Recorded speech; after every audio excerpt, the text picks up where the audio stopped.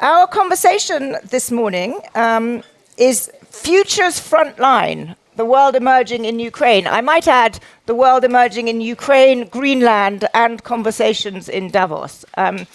Because this seems to me a pretty extraordinary moment for not just Ukraine, but for Europe, for the transatlantic relationship, whatever there is left of it, and as a result, for the future of whatever is left of a global world order. And I think my job is perhaps to start by painting a somewhat sobering picture of the reality. And I think the reality is pretty grim on all fronts. If we start with Ukraine, you are, as you know much better than I do, in the midst of one of the darkest winters in a while and an absolute onslaught of Russian attacks on the energy grid. The front is remarkably, Ukraine is holding up, but nonetheless it is under pressure in many areas. This war now is, I think it was last week, a longer war than the Russians fought in the Second World War, where they managed to get to Berlin. This time they are making progress in miles or yards, but nonetheless... The Soviets, actually, not the Russians. The Soviets, you're absolutely right. But including Ukraine. They were the Soviets then. You're absolutely right. If you look at the peace negotiations, they seem to be spinning, and I'm keen to hear about that, but it's not clear how credible any security guarantee from the United States would even be.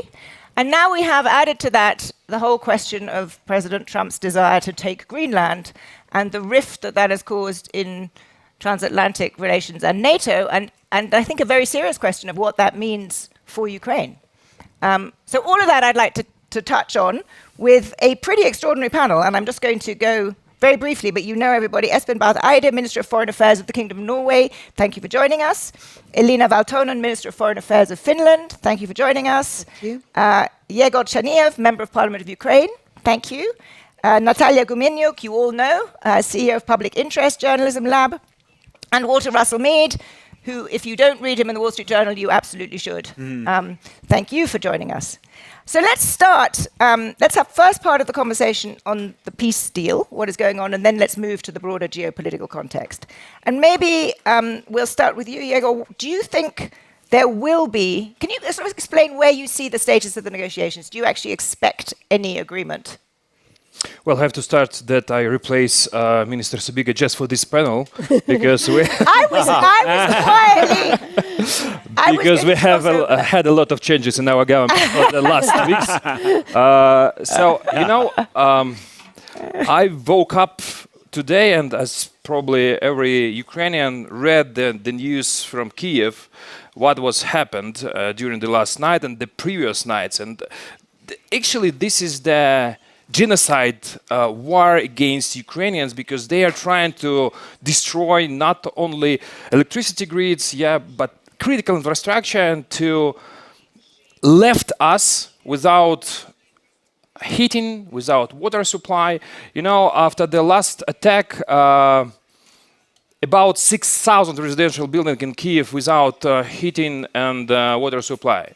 My parents also without it. My parents lost their home at 2022. They lived in Zaporizhia district, which was under occupation now, and now in Kiev they have to survive, and this is the common situation for Ukrainians and for Kiev residents. So I don't see any readiness or desire from Russian side that they are want to stop this war. If we're talking about the peace negotiations, well, I can share you the information from the first hand, from the person who involved in these peace negotiations, and according to his estimation, we're close to peace on a 70%. It means that we are close with the all the conditions that we have in a peace plan with the US. With the US.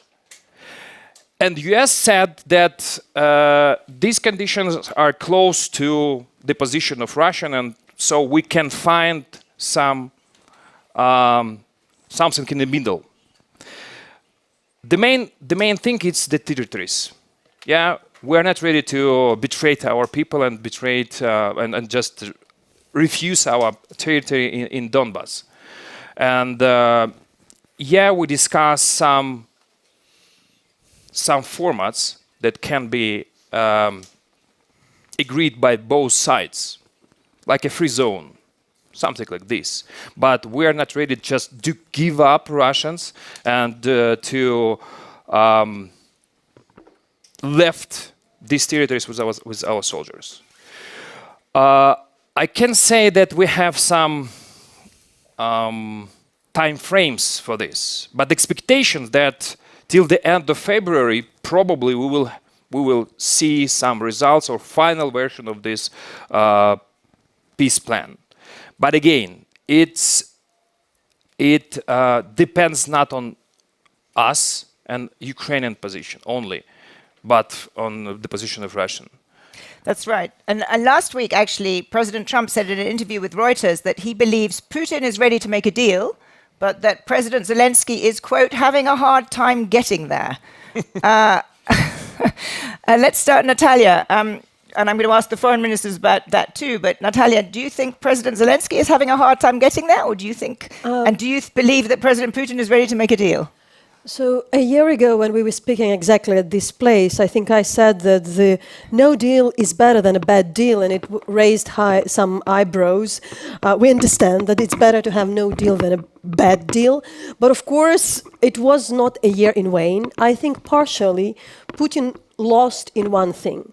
His aim for the whole year was to persuade not just President Trump, but Europe to abandon Ukraine, to demonstrate that it's Ukraine which doesn't want to negotiate. And I think, in fact, everything which was going on for the whole year and Ukrainian attempts, we can discuss to what extent Ukrainians were really believing in these negotiations and in the result. I think at this stage we're closer because you don't engage in this kind of dance without. We just cannot afford to waste so much energy, to invest so much energy into something which won't happen. So we are closer, but what is good thing that the European partners understood that, it's actually not the Ukrainians. It's more or less for us a déjà vu of the Minsk agreement and all those other talks. You really do not destroy the power grid of the country a month before you want to have the deal. So it doesn't look like that. I think that there is something which is happening this kind of in summer. We were quite close to reaching something, but I think it was the arrogance of Vladimir Putin, who really wants always more. So he lost his chance. That would be another, probably attempt to find a hoax, any kind of excuse not to get to the deal from the Russians. But I really, being in the conversation with the Ukrainian politicians, off the record, on the record, they actually trying to get the best out of it. But again, we don't see any sign from Russia so far. Minister Valtonen, do you agree with that? No sign from Russia that it is keen to do anything. And therefore, what do you think will happen to these negotiations? Will we be in the same position next year? Well, I agree fully with basically everything she said. And we have seen no sign whatsoever from the part of Russia to engage seriously in any talks, which would also require concessions from their part, or basically the basic fact that they would end the aggression, because that's what it's about. And I am a little bit allergic to the portraying of Russia and Ukraine in sort of neutral, in a neutral position towards each other, because again, it was Russia who started this war. It is Russia who is deliberately continuing each and every day, and Ukraine is only defending itself. So therefore, it is quite logical that if we want this war to end, we should have Russia end the war. What that requires is that we continue with that strategy, which has been in place for almost 4 years now, and I'm speaking especially for the side of Europe, but essentially and optimally together with the US also going forward. First one, supporting Ukraine with every means possible. Second, ramp up our own defense and deterrence, because that will aid us in the future against the same aggressor, potential aggressor also. And third, increase economic pressure on Russia. And this indeed would need to happen now, because we do see that Putin is not engaging in any serious conversation about ending the war. So we'll touch on both of those topics, particularly how Europe can step up further in a second. But let me, before I turn to Walter Russell Mead to explain to us the logic behind the US position, let's hear from you, Minister. I mean, are you surprised that we are where we are with these negotiations essentially spinning, and do you just think that we get to the end of February and maybe there will be, as you say, an agreement between Ukraine and the United States, and then that just goes nowhere? Play out what you think will happen before we turn to the broader context. Well, I agree with everything that has been said, and I was in Ukraine exactly a week ago. It was extremely cold, and when it's cold in Kiev, it's not cold like here, it's cold and dry, it's cold and wet and raw, so it's much worse. And with all these attacks on the grids, it's terrible, but it was also a warm meeting with everyone from Zelensky, the Prime Minister, under Subia and company, but also people who are not giving up and are standing firm on their positions. That is heartening. And I would like to say at the outset that there is another discussion ongoing on Greenland, where supposedly there are Russian ships that nobody has seen apart from one person, whereas there is a real war with real Russians in that shouldn't be there going on in Ukraine. And that, if I may say, absurd conversation is taking energy away from what we should be talking about, because only weeks ago we were expecting meetings here. There will be meetings here, but we were hoping that maybe we would finalize a position, not with Russia, because Putin is not ready at all, but where a common Ukraine, Europe, US position would be formed, so that we collectively could tell Putin this is what you have to relate to. I still I'm hopeful, but that might take a little bit more time. So it would be a good idea to concentrate on real problems, the real wars that's going on, where there are actually Russians that should be fought. And having said that, I agree also that the last year has not been in vain. The initial shock of the lack of clarity from the early days of the US administration forged the coalition of the willing, which then showed Ukraine that there is a strong European support, and that means almost all EU countries, minus one or two, plus UK, Norway, Turkey, Canada, forming this coalition, and then going together with Ukraine to speak to the Americans and bringing the Americans back into this conversation. So, Paris 2 weeks ago, I think on to the day, was promising, because we now have a concept on the security guarantees and sort of a post-ceasefire situation, which is not all finalized, but it's really moved forward. And that's a good thing, because we need to get to ceasefire, obviously, end of hostilities. That's not peace. Then you need to move forward to peace, and peace has to be guaranteed. And the ideal is a peace that is both just for Ukraine, just in accordance with international law as much as possible, but also lasting, that it will remain a peace. And because just stopping the war without no agreement on what next must not be confused for peace. That's only the absence of fighting. And it's a prerequisite, but it's not the conclusion. So I think we have, despite of difficult circumstances, I think that year has been spent from many of us as well as we could. Okay, so we've heard from our Ukrainian friends and our European ministers. I think pretty much speaking with one voice. And I don't want to caricature. I mean, I don't want to say you're particularly responsible for the Trump administration's policy, but you did write, Walter, that it is, quote, it's surprisingly good for the world. You have written quite recently. So you are somewhat sympathetic to some of what President Trump is going to do. So perhaps we can broaden the lens through you. What is going on? What will be the damage done by this obsession with Greenland? And what does it mean for, as the minister says, the real challenge, which is the challenge of Russia and Ukraine? Well, to the extent you're asking me to read President Trump's mind, I'm going to have to confess that my powers of telepathy are not as great as I would like them to be. But when we try to sort of reconstruct a pattern, what possible connections there are, I'll give you my best shot.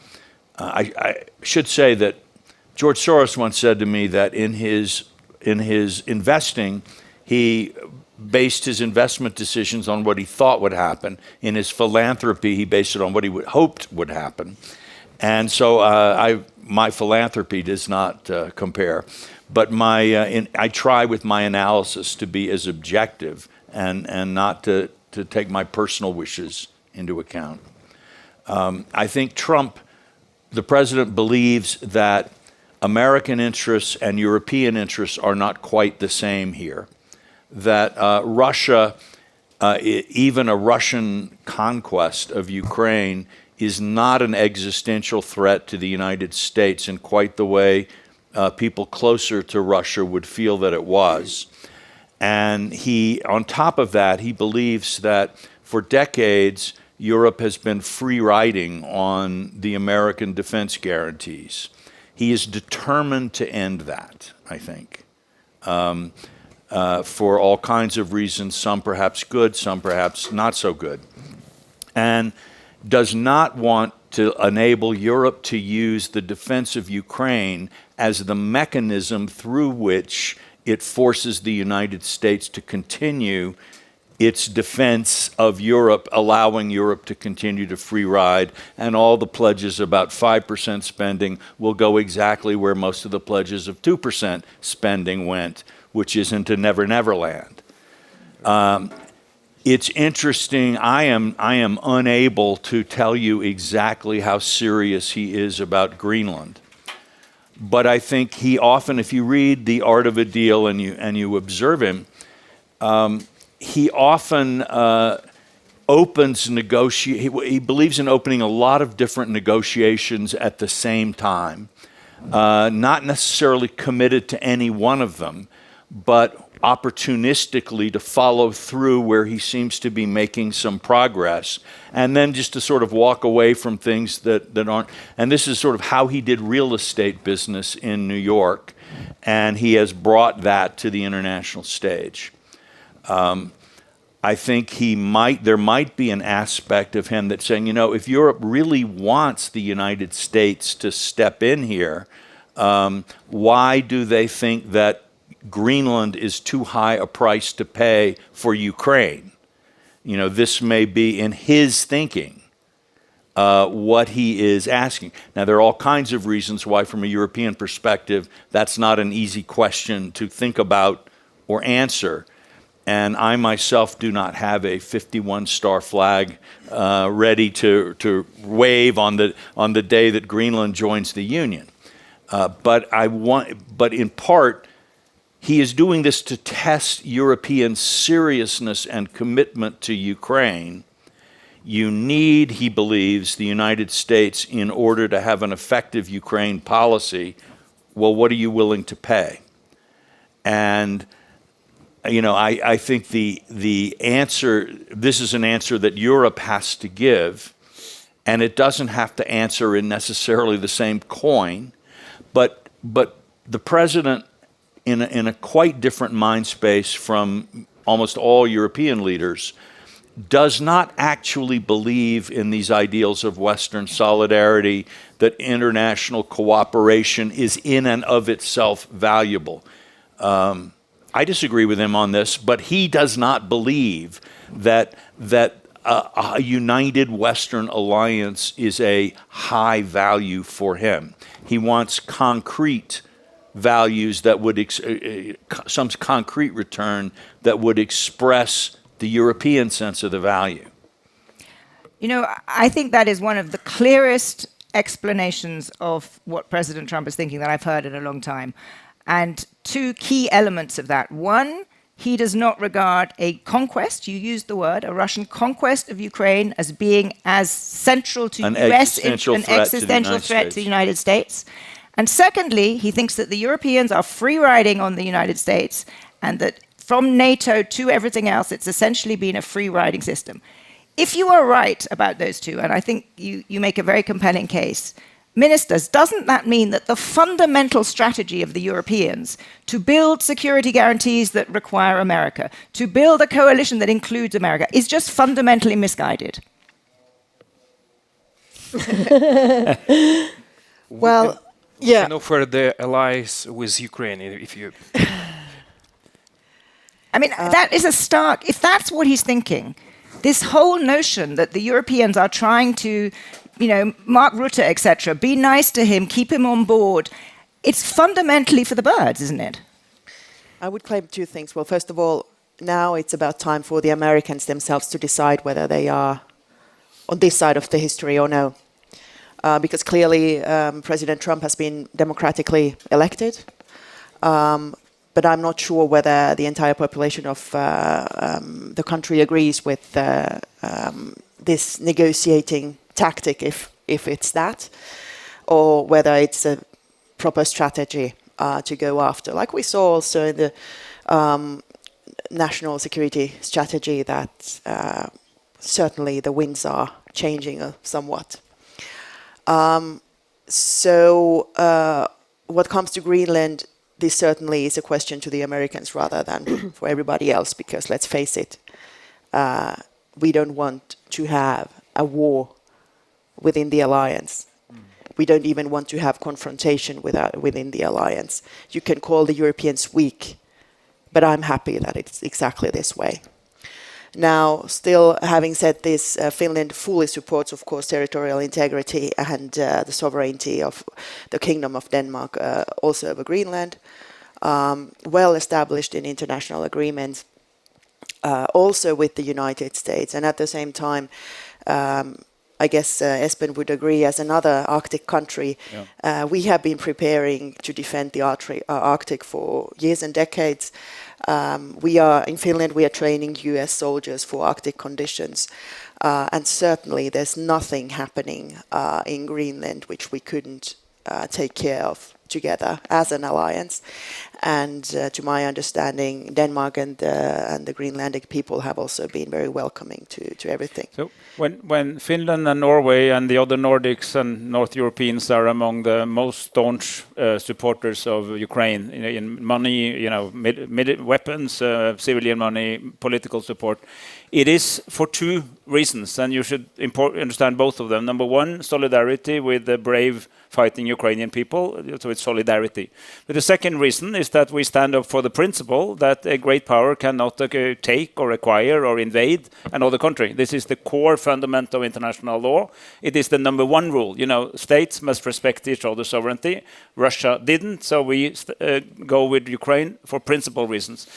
For that logic, it makes no sense to compensate to help Ukraine by giving up somebody else's territory, which in principle, although the magnitude is colossally different, is the same problem.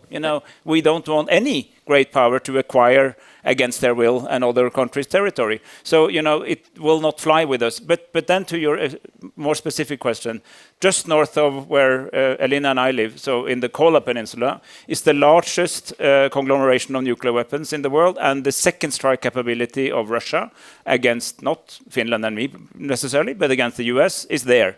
It's extremely valuable for the US to have us as allies because it means we can control this area, we can help in an extreme situation to take care of that. And we are actually planning for that on every day and every night and done for many, many years. So we're very happy to have the US in NATO, and we will do our utmost to have a strong, united Atlantic alliance. But it's actually really good for the US too, because this is homeland security for the United States. So that point may not be as prominent in Washington as it used to be, but there's a lot of Americans, I believe, who understand that having a strong NATO is self-interest, and defending some core principle in the long term is self-interest, not only for small states, but for all states. And I would add to this, actually, because I do hear this argument of free-riding Europe. Well, you can argue whether or not it has been in the US interest over the course of the past decades to have it exactly that way, because we've had political voices also in that direction. But if there was no NATO, I would claim it was way more expensive for the US to take care of its security going forward without friends and allies across the world. But you both make those arguments very powerfully. But if you have a president of the United States who simply doesn't believe that and just thinks that this is a bad deal for the United States and doesn't care as much about Ukraine as you do and as the rest of us do, isn't it time to be realistic in terms of what that means for what Europe has to do for Ukraine? And I'm going to, Yehor, I go to you next. When you hear what Walter Russell Mead says, does that make you think that security guarantees for Ukraine that involve America are remotely credible? Well, we have to accept that the world order that was established after World War II doesn't exist anymore. There is no rule of law. This is a rule of power, and surprise, surprise, is not Russia. Well, Russia started to destroy this world order, but we see that the US, unfortunately, is one of the key players who destroys it, and it's not a surprise, it's not a new some information that Trump doesn't believe in a common values but wants to follow the interest of the United States. But the interest of United States is also in Europe, because Europe is one of the biggest market for the US. This is the market for the energy sources of the US. So if the US will leave Europe or NATO, who will be the ally? Another market for the energy sources of the US? So when we are talking about the Ukrainian war, and yes, we understand that this is not an existential war for the US, but probably this is existential war for the West. If we still share the common values, and if we still fight for this rule of law that we want to stay with, and you know, probably the final thought, we can offer to our European alliance to establish some new alliances instead of NATO, for example. And we have proven our strong position in defending of common values, and this is not only the words for us. Because if it's just a question of the our comfort, or it was the question of our comfort. Probably after these attacks on our critical infrastructure, when we live without heatings and without electricity, we said, okay, let's sign everything that can stop this war. But we understand this is not only about this. This is a war, and this is a decision for our next generation and generation of the European nations. Will we still be? I'm going to come to alternative arrangements, because it is telling that in the trade sphere, Canada is beginning to do just that. It is beginning to sign new agreements, because it describes it as a rupture within the United States. But Walter, two questions for you, and then I'll come to you, Nataliya. One, do you think, as Yehor says, we do still share common values across the Atlantic? And secondly, what would you, if you were a European, be doing right now? Good questions, and they're related, I think. Take note. Yeah. I think we have forgotten, I think, that values must be grounded in reality. One can't just simply have principles that one prepares to stick to without either the power or the willingness to uphold them. But at the same time, that means that it should not be impossible to bridge the gap between interests and values, and that one ought to be able to, make an argument that is equally compelling on interest and values grounds, and the people who aren't interested in one side of that argument don't pay attention to it, but are still convinced by what's been brought forward on the other. And the question then is, okay, there are real differences in the world since in a sense the Soviet Union was the greatest threat to American security and as well as to Europe's. Now, quite arguably, Russia is a greater threat in the short to medium term to European security than to American security, while China is a greater threat seen from the American perspective. Okay, so things cannot simply go on the same way. One cannot simply just argue we must pretend that Russia is the Soviet Union and that this is 1949 and behave accordingly. But it is also true that as you say, there are clear economic and security, and not to mention cultural links between Europe and the United States that remain important. How then do we articulate a view of where we go going forward? And if I were European, I would be trying to first rid myself of the fetishism of the old system, where one can only say, oh, how terrible it is that we're even thinking of a change. Fine, grief, whatever. I think I remember in Germany in the 2000s, you sort of feel nothing could change in the world that wouldn't be worse for Germany than the status quo. Perfection had been achieved, okay? It's not there now, okay? But life has not ended and doesn't have to end. So how does Europe adjust? And I would argue that Trump has some, there is power in the thought that both, if we take Germany and Japan, they both used American security guarantees to underspend on defense, which makes life easier for politicians because you can spend more on social welfare and other things, but also because they felt secure, respectively, from Russia and China. They entered into very deep economic arrangements and created economic dependency. So from Trump's perspective, that was a double cheat. You are not spending enough on defense, and you are using the guarantee that you were free riding on to make profitable economic arrangements. And so one has to look at how then does one imagine a U.S.-European relationship where there are at least some sorts of answers or convincing counters to those points of view.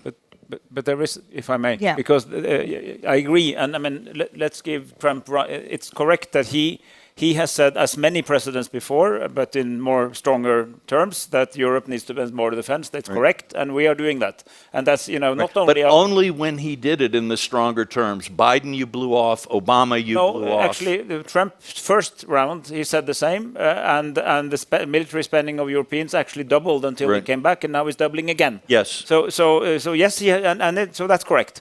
But I think if you look at. The U.S. has used power all the time after it became a superpower, but at its height, it was able to combine physical power, military power, political power, economic power, and idea power, being a source of inspiration. And that was actually a very wise mix, because you add powers on top of your physical military power. You add a lot of other connections, which gives you more power. And the problem, if you want to take away that smart power and replace it with only brute force, you get the typical problem that great powers tend to do in history, which is that other countries gang up against them. The U.S., well, of course, Russia and China has, but most countries have said, we like the U.S., we want to be allies, we want to help you, and we want to trade, and we want to share and build institutions. And the problem now is that if the U.S. would turn in the direction that would be suggested by the Greenland thing, yes, you would acquire Greenland, but the effect on the other levers of power will be down. And this this could be better understood in the White House.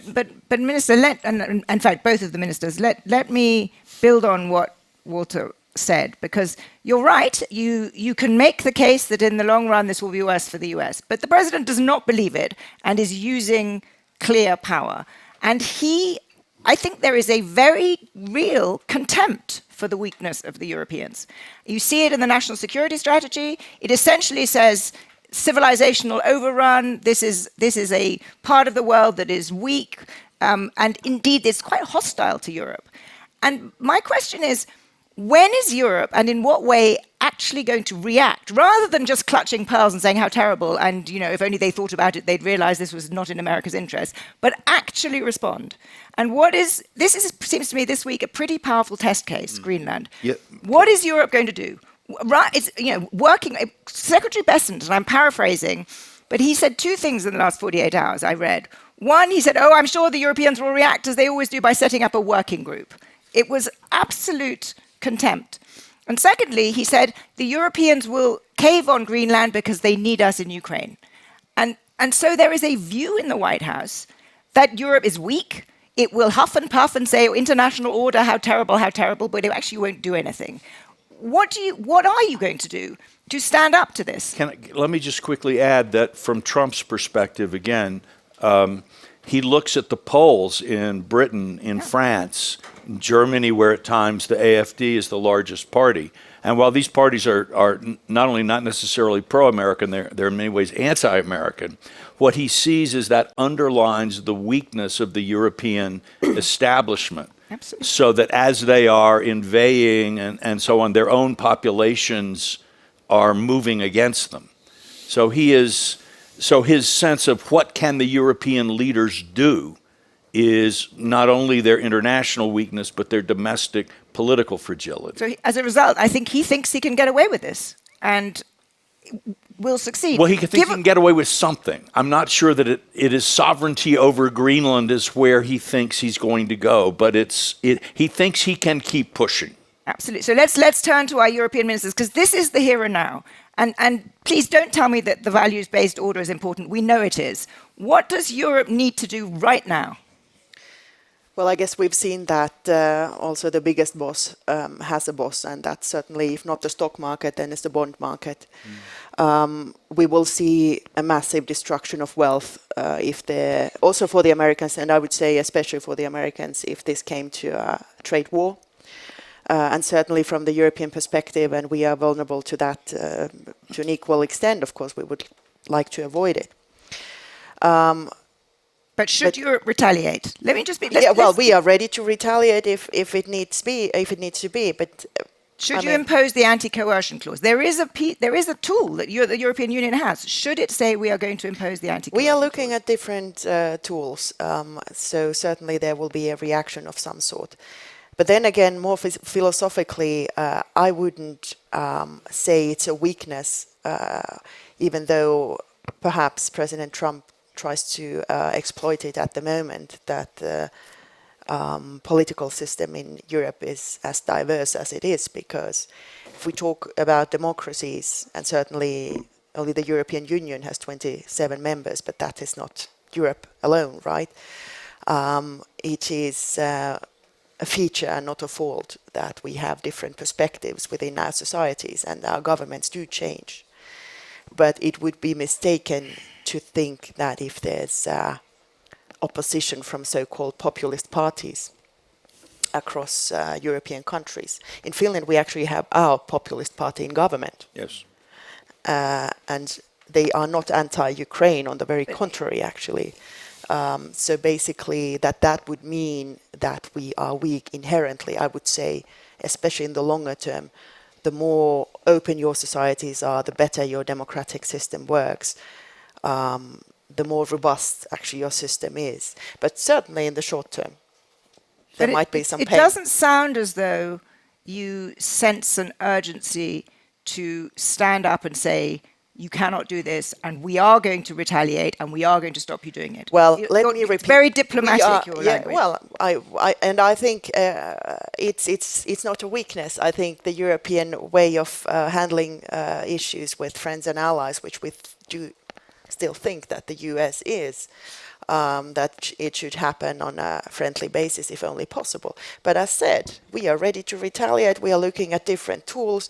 That's not the future we would like to see us in. But if it needs to be, then we do it. And again, we don't trade principles, right? Like Espen said, I mean, there's no way we are sort of giving Greenland for something. And especially looking at Ukraine. I mean, it's European taxpayers' money. Now it's the frozen Russian assets we are using for the help of our Ukrainian friends. Also, we are ramping up on defense and deterrence, reaching 5% in a few years. So what more? We need the power now, and we would hope the US were on board as well in this, to put even more massive pressure on Russia economically, if nothing else, because they are in trouble economically. They can wage this war for the time being, but in the long term, they are losing on all fronts. Very briefly, and then Well, Nataliya I wants mean, to come in. Norway is not in the EU, but I follow closely as Elina is in the inside. But I mean, there are very serious discussion about strong responses going on. They will happen here and in Brussels later this week, and I think nobody's going to pre-announce them before they happen. But I do feel that it should be noticed that practically every single ally of the US, which the Europeans and the Canadians, have come out very strongly with the same message on this one, that this would be too much. But what you interpret as weakness, I think, should also be understood in the sense that we believe Ukraine is the number one issue.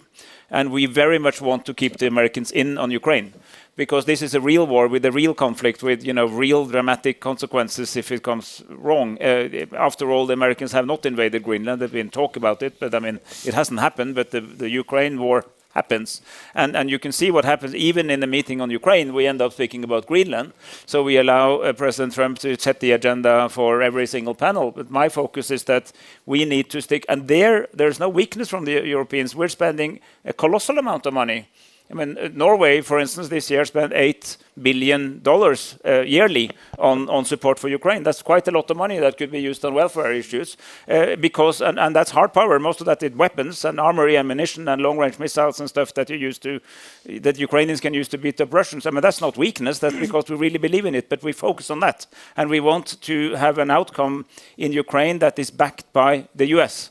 And that is sort of number one priority, even if others have other priorities.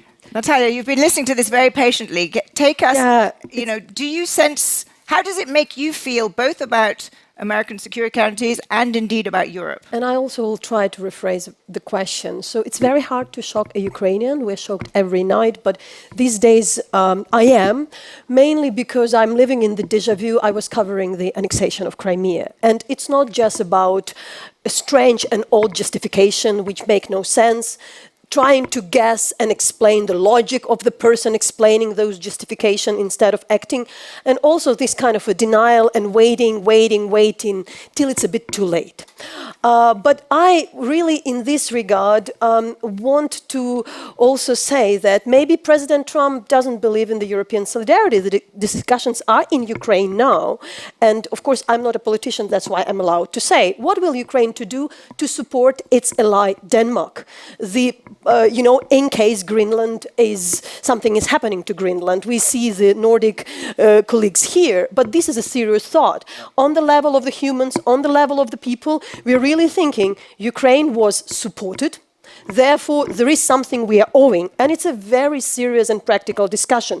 So the solidarity is there, and there I'm coming to the deterrence and to the deal. So where Ukraine see the guarantee is not really into the American promise. For the whole year, honestly, what we were dealing with, how to make the US not to use their leverage against us, how to allow the Europeans to procure the weapon we needed to defend our people and to save human life. All those discussions were there. So we're speaking about the deterrence. Luckily, within this time, the Russians were really thinking that Ukrainians are those peasants, they don't know how to fight, and as long as Europeans and Americans' weapon is out, they don't have their javelins, they are done. It's not exactly the case. With the support of the partners, including the Europeans, we managed to develop some of the level of the independence of the Ukrainian defense, but it requires innovations and sustain the level of adaptation, which is, the frontline situation is changing permanently, so you really need funds permanently. And that is the answer. Therefore, I think that, for us, the big question for the Europeans is, NATO, for me, is not that much also today about the values. It's about the values. But we have the supply chain of the weapon, which depends on the American weapon. That is a question. This is the elephant in the room we don't speak. What actually are we building, and what is the alternative to defend the continent if we are dependent on the American weapon? So I clearly understand why we don't need the confrontation, because neither Ukrainians nor Europeans don't want not to be allowed to buy something we depend.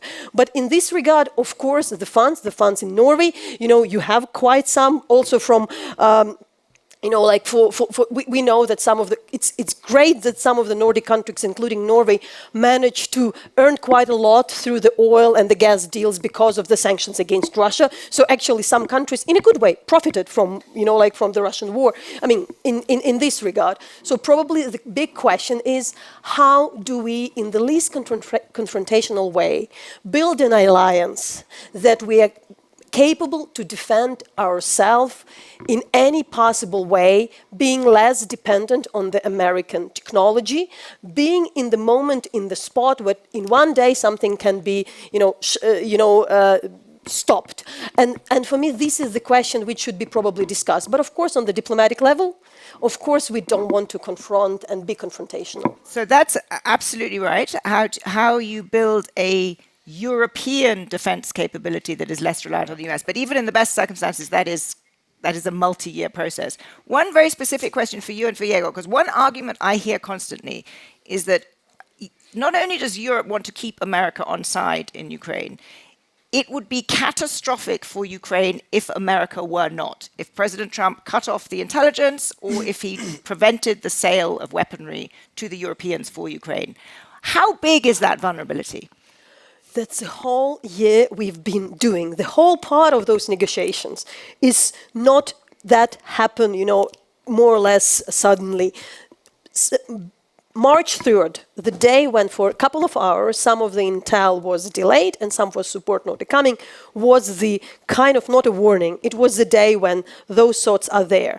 So again, I know it takes years, but it's different kind of a plan. There is something which you can... Less vulnerable now. It's definitely less vulnerable, and that's something which was there. But also, that's why I want to reiterate, also thanks a lot to some of the European partners, because it's all about the money and sustaining this change, because it's not one thing to buy. It's actually, the permanent and building a different processes. Go ahead. I mean, I think there's quite on this issue of Europe and the US and military. I mean, the combined military forces of Europe, it's not bad. I mean, we have more tanks and artillery than the US. It's quite a lot. The problem is it's fractured and it lacks the enabling capacities that only the US has. So if you add, the better intel, better command and control, better, air refueling, there is a lot of military capacity in Europe, and that's exactly what we're trying to do.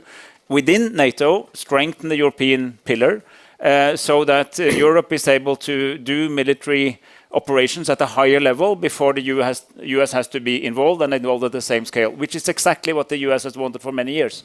So, don't underestimate. The problem is fragmentation. And we have more tanks, but they have two types of tanks. We have 30, 40 different types of tanks, which is not very practical. So we need to bring this much more together. But Europe is not irrelevant in a military sense.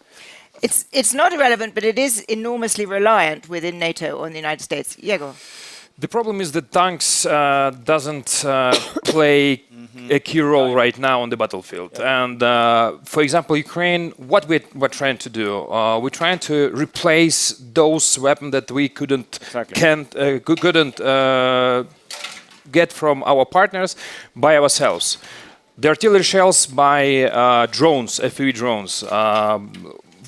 Our plan to this year is 50% of Ukrainian products on the front line. We are dependent critically on air defense and long-range missiles. I think the same for Europe. Yeah. So this is 2 points that we need to build as a capacity inside of EU or inside in Ukraine. About the intelligence data.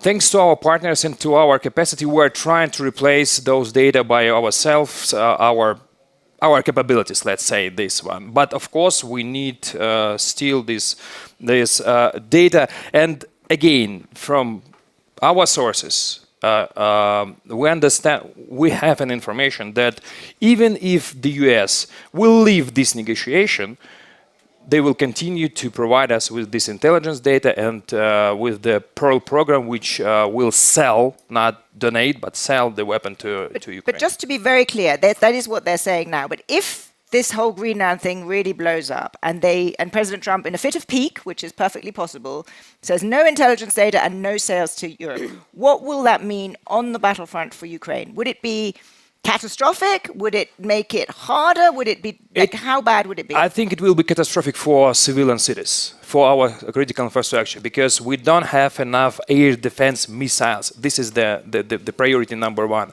We can stop Russians and can resist on the battlefield, on the front line with all our stuff, our own stuff like FPV drones, bombers, and other things. But we don't, unfortunately, we don't have enough air defense. It would be catastrophic. And I hope the American people are listening to this. It's about human lives. It's about civilians. So, even if you disagree politically who's right or wrong and what happens on the battlefield, but Russians are bombarding cities and killing children as we speak.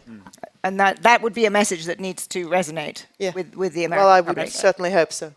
And frankly, I mean, I'm so impressed by what the Ukraine actually is doing. I mean, they are not losing. I mean, they're holding the front. I mean, Russia wins a meter here, a meter there, but at a colossal cost of soldiers, and they have no care for human lives because they allow all these people to be killed without much strategic effect. And also all the innovation in drones and everything you said, you're absolutely right. I mean, all the innovation, this is the future of modern combat, and we're studying this very closely, also for our own interest, for precisely those reasons. And we are seeing now the development of, just to take one example, that Ukrainian low-cost but high-quality missiles that can be put into, for instance, Norwegian NASAM systems at a much lower cost than our missiles, but use the same sort of radar picture and information in a more effective manner. So war drives innovation, and we are involved economically and all of that. But my main message here is that if Ukraine is issue number one, which it is for Elina and myself and many of our colleagues, we have to see all of this in that lens. And that's also it's important to understand that we could pick a bigger fight with the US on other issues, but we don't want to do that for Ukraine, because we think it's important now to have the US at least in a supportive role of what is led by Europe. But when you say you don't want to pick a fight, I'm assuming you're referring to Greenland. And my argument would be that you're not picking the fight, he's picking the fight. The question is, how are you responding? Nobody in Europe wanted to have a discussion on Greenland because we didn't think there was a problem in Greenland, because Greenland is in NATO and 7 out of 8 countries in the Arctic is NATO. So we have to stand firm on that. But we also, and we have to stay very clear and firm on the support for the Solidarity Kingdom of Denmark and the principle of non-interference. But we have to remember that we should not allow ourselves to deviate from what is really the problem number one. And that should be, and even if we disagree with the US president on that, we want to keep the American on board as much as we can. We could have a long discussion about this. This is a question of tactics, I think, not goals, but we are running out of time. And so, Walter, I'm going to ask you to... Goal is that Ukraine wins the war. We all share that goal. I think everybody on this panel shares that goal. The question is, what is the right tactic to getting there, given the other immutable, which is what the President of the United States is doing? Walter, you've heard all of this. I'm going to ask you, as a matter of prediction, what do you think will happen? What do you think will happen? What will President Trump end up doing, and what will happen to the transatlantic relationship, NATO, and therefore Ukraine? I guess I see a fork in the road, and it's difficult to tell which direction things will go in. But on the one hand, the Europeans develop a strategic concept of the world with China as a challenger, Russia now aligned but possibly not forever with China, begin to think about what that means from an American perspective, and out of that come up with ideas for rejuvenating the transatlantic relationship that work with this administration. Because if they work with this administration, they'll work. I mean, this is as anti-European as an administration is likely to be. So that would lay a foundation. If so, then we move on down that road. If that doesn't happen, I think you'll see Washington and various European capitals going at cross purposes. You'll see Putin watching this and thinking there is absolutely no reason to make concessions to Ukraine when the West is turning on itself and disintegrating. And you will see then it will end with, what do the Ukrainians do will determine the future of Ukraine and in very dark circumstances. So I would like to see, and certainly there are a lot of us in the U.S. who would be quite eager to participate in some kind of, is it possible to rethink NATO perhaps, or rethink transatlantic relationship in a different era, but where many of our interests still do quite strongly coincide. That's where I think we need to go. And it would involve compromises on every side, but the compromises would have to make sense to each side.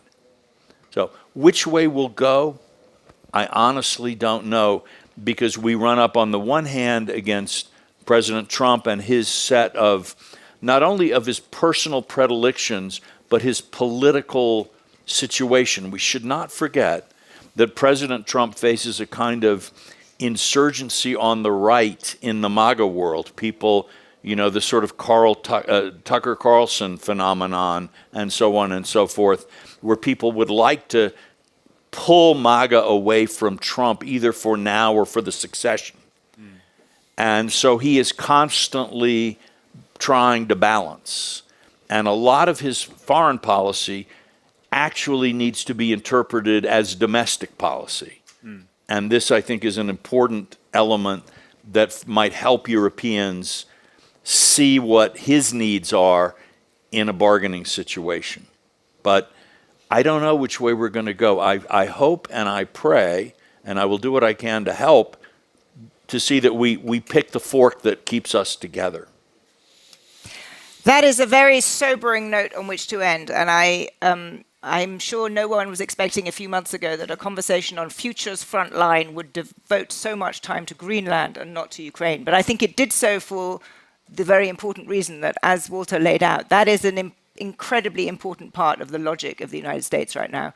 And for what it's worth, I worry more about your pessimistic scenario. I think this is an absolutely pivotal moment for Europe. And in the coming days and weeks, we will know whether Europe is capable of rising to the challenge, Walter, that you have just set. And it will matter for us. It will matter for Ukraine. Ukraine has already shown what you can do and need to do essentially by yourself.